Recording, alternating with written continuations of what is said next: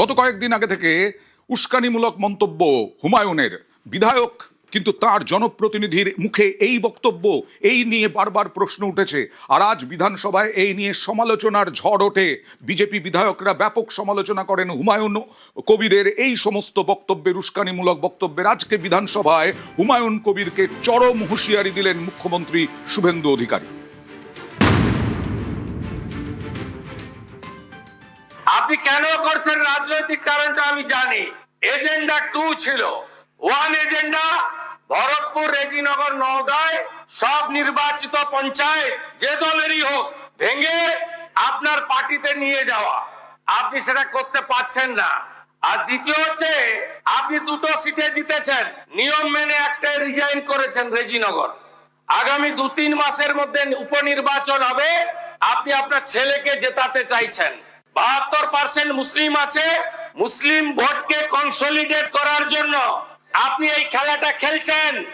আপনি কান খুলে শুনে রাখুন, আপনাকে এইভাবে ধমক, হুমকি, বেপরোয়া, লাগাম ছাড়া কথা বলতে দেব না, দেব না, দেব না।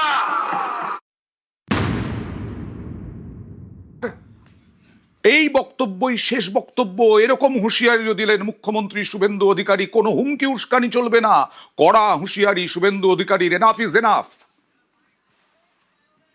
আমার মনে হয়েছে যে এনাফ ইজ এনাফ, সময় এসেছে এই ধরনের লোককে সবক শেখানোর। আপনাকে আমি পরিষ্কার বলছি, মমতা ব্যানার্জি মুখ্যমন্ত্রী নন। আপনি দুর্বল মুখ্যমন্ত্রী পেয়ে যা খুশি করেছেন, যা খুশি বলেছেন। আমি আপনাকে বলে গেলাম, আমরা 2টো এফআইআর স্টার্ট করেছি। এত বড় ক্ষমতা আপনাকে কেউ দেয়নি। আর আমি 1 সপ্তাহ পরে মুর্শিদাবাদে যাচ্ছি। আমি প্রমাণ করে দেব ভারতবর্ষের সংবিধান, আইন শেষ কথা বলে, কোন বাপের আবাদ শেষ কথা বলে না। আপনাকে সংযত হওয়ার, সতর্ক হওয়ার, এই ধরনের কথা প্রত্যাহার করার এবং ভবিষ্যতে এই ধরনের কথা বলার আগে 25 বার ভাবার হুঁশিয়ারি দিয়ে আমি সবাইকে আশ্বস্ত করছি। আপনারা ভাবছেন কেস হয়েছে, অ্যাকশন কবে হবে? যারা ওকে ডেকেছিল এই সভাতে তাদেরকে আগে তুলবো, তারপরে আপনার কাছে যাব। যা করার করব, আমি আশ্বস্ত করছি আপনাদের। আপনি ধরে রাখুন, এটা ওর শেষ বক্তব্য, ধরে রাখতে পারেন। এই সরকার আইনের শাসন প্রতিষ্ঠা করবে, গুন্ডাদের শাসন সমাপ্ত করবে, নিশ্চিন্ত থাকুন।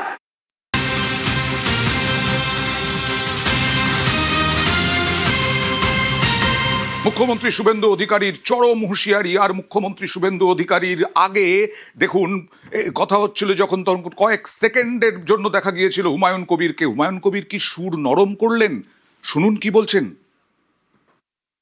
আমি তো রাজ্য সরকারের বিরুদ্ধে কিছু বলিনি, আমি বিজেপির বিরুদ্ধে বলেছি। নবাগত বিজেপিরা আমাকে আক্রমণ করেছে, তা আমি রাজনৈতিক ভাবে তাদের আক্রমণ করব। কার কাছে উনি ক্ষমা চাইতে বলছেন ক্লিয়ার বলুন, যদি সেটা ক্ষমা যোগ্য হয় নিশ্চয়ই জানো। এই ধরনের বক্তব্য আপনার শেষ বক্তব্য। তিনি বলতেই পারেন, তিনি বাংলার মুখ্যমন্ত্রী। আমার যে বাই ইলেকশন হবে সেখানে আমার প্রার্থীকে জিতাতে গিয়ে আমাকে কেউ ঢিল ছুড়লে আমি তাকে রসগোল্লা ছুড়ব না।